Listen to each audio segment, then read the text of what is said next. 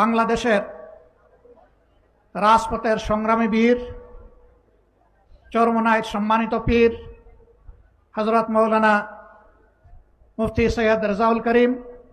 জামাত ইসলামীর পক্ষ থেকে ইসলামী আন্দোলন বাংলাদেশ এবং তার সম্মানিত আমির, বাংলাদেশের তৌহিদি জনতার প্রিয় নেতা মুফতি সৈয়দ মোহাম্মদ রেজাউল করিমকে মোবারকবাদ জানাই।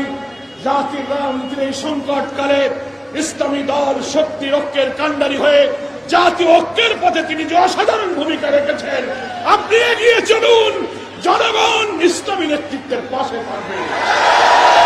আমিও ছাত্র জীবনে অনেকের কাছে শুনে মনে করতাম যে পীর মানে এর ভিতরে ভেজাল আছে, বেদাত আছে, বিভিন্ন ধরনের চিন্তা আছে।